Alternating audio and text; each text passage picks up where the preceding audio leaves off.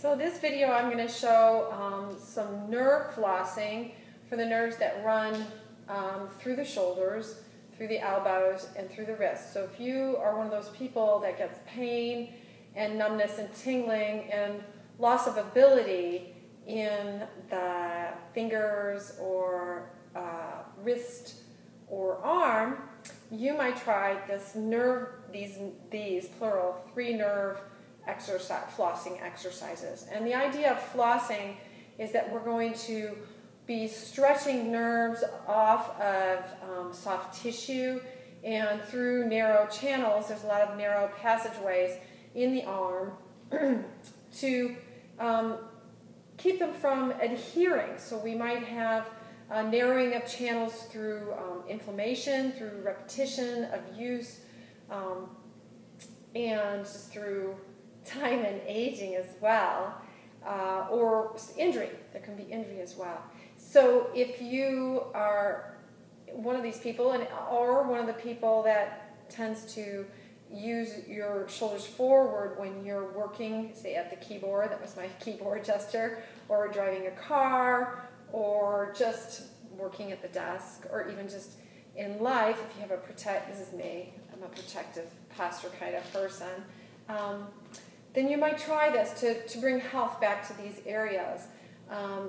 Clearly, if you have neck injury, this can help some numbness, or spine injury along the spinal cord.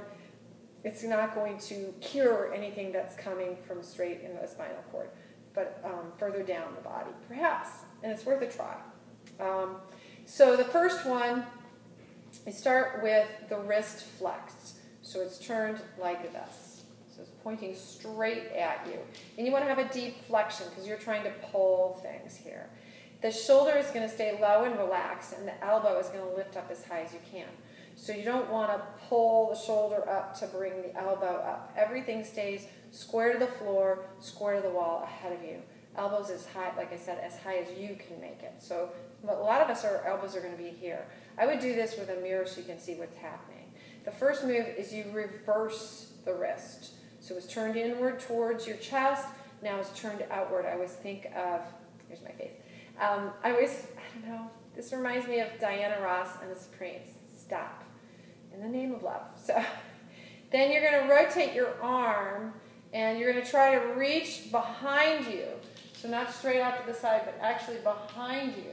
So long as the shoulders doesn't lift up or turn down, turn towards the floor. You're going to keep those muscles low. And again, most of us are going to be down here, but you might have days where you reach up here, and you can see I'm keeping that big flex in the wrist.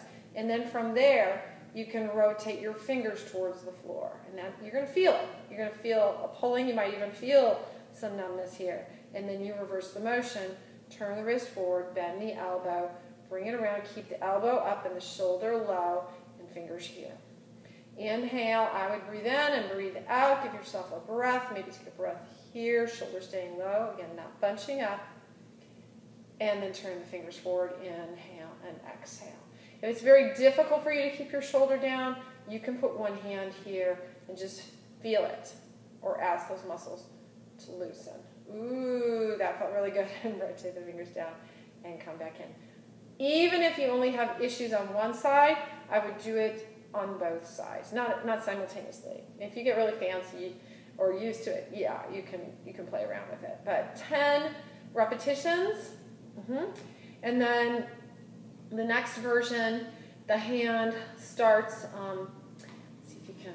There's a lot of glare in the light here. This way. So the hand is in this sort of open, cupped position, like you're holding a baseball, and the hand is right in front of the chest. And then you're going to drop down, so you open the arm, and you're going to lift the arm up and lift it up again as high as you can. See how I'm pulling my shoulder down? The arm goes above the shoulder, and you rotate the back of the hand, the thumb up, the back of the hand down, like somebody was twisting your arm. But when you do that, keep this little bit of shoulder and chest muscle open. You don't want to turn the arm down. I'll go, I think you can see it there. You don't want it dropping forward. You want to stay open. So as you rotate, this is still reaching. Okay, so this is going to get more into the elbow area and the thumb. And then unwind, drop the hand down, hold on to your baseball and bring it up. We'll do a few of those. Again, I would inhale and then twist the arm, exhale, keeping this open. Inhale and exhale. Good. And another one. Again, about 10 of those. And then we're going to, last version is the telephone. Now I learned it this way, like you're holding onto a telephone, but I've seen it this way. So you can play around with it. This is nice because you get the full extension. You're going to start like your, well, this is the way I learned it. You start here, so your hand is flexed. You drop your arm down again, so not starting in the center, but starting in front of your shoulder. Drop your arm down, and you're going to rotate your arm behind you. Now at some point, you're going to, it's going to seem contrary, keeping the shoulder low like we did with the others, but you're going to be able to bend the elbow backwards. So lifting up, and then bringing the hand to the side of the head. The elbow lifts as high as it can as the shoulder stays down. And you've got this deep, deep flex. I'm tilting my head here. Try to stay upright and try to stay open. And then reach out behind and lift and up in front of the shoulder. Bend, reach behind, bending at the elbow backwards and up. Lift the elbow up as high as you can and reach. This one I think is pretty common. A lot of people have seen this one. I think you'll be surprised, even if you don't have nerve issues, but if you have a repetitive job, you might be surprised just how good it feels through the arm and the shoulder region. While you're doing it, it's going to feel like work.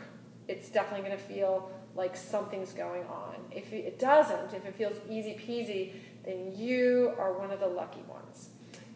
Again, 10, 15, every other day, do these 3 exercises, both arms, regardless of whether only one arm has the issue or not. So flossing for the 3 nerves that run through the shoulder rotator cuff area. Thank you.